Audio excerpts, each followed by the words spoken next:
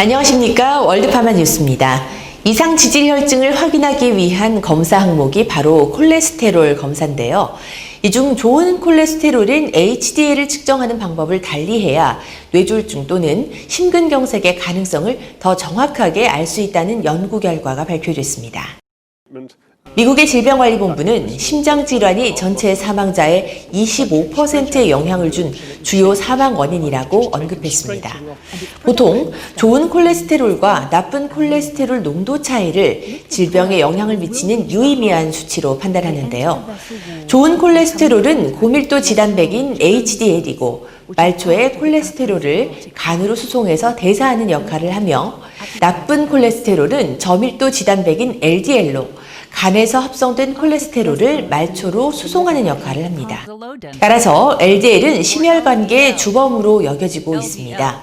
나아가 그 뒤로 이어지는 심근경색, 뇌경색의 유병률과도 밀접한 관계가 있다는 것이 정설입니다. LDL이 체내에 많이 존재하면 혈관 내 혈전들이 많이 생성될 확률이 높고 혈관이 좁아져서 혈압을 높이게 됩니다. 반대로 HDL은 이러한 위험 요소들을 제거할 수 있습니다. 보통 HDL 농도는 HDL 입자가 수송하는 콜레스테롤을 측정해 결정하는데 이 HDL의 수치를 측정하는 것이 심근경색 또는 뇌경색 등의 심혈관계 질환들을 예측하는 데 도움을 줄 수 있다는 연구 결과가 나왔습니다. 즉, HDL의 입자 수를 측정하는 것이 HDL 입자가 수송하는 콜레스테롤을 측정하는 것보다 더 정확하게 HDL과 심혈관계 질환과의 상관관계를 예측할 수 있다는 겁니다. 과거 방법과 새로이 제안된 방법 간의 차이를 이번 연구를 통해 밝혔는데요.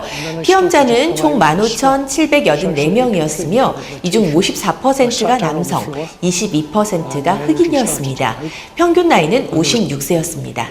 새로운 방법으로 측정한 HDL의 수치가 들어간 연구 4가지를 종합적으로 분석한 결과 HDL 입자의 농도가 37mmol/L 이상의 경우 심근경색과 뇌졸중의 위험도가 각각 37%, 34% 줄어드는 것을 확인했고 특히 여성의 경우에는 46%가 줄어들어서 여성의 경우에 더욱 더 큰 상관관계를 나타냈습니다.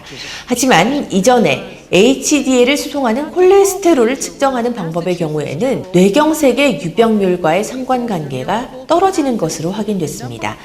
그리고 흑인의 경우 과거 방식이나 최근 방식 모두 상관관계가 나타나지 않았습니다. 콜레스테롤 대사에 있어서 인종 간의 차이가 존재하는 것으로 보입니다. 예방보다 나은 치료는 없죠. 예방을 위해서는 조기 진단이 필요합니다. 심혈관계 질환 조기 진단의 필수적인 요소는 혈중 지질 농도입니다. 중성지방, LDL과 HDL은 혈관계 전반적인 상태를 확인할 수 있는 중요한 척도인 만큼 정확한 지표에 대한 새로운 정보는 질병 예방에 큰 도움이 될 것으로 생각됩니다.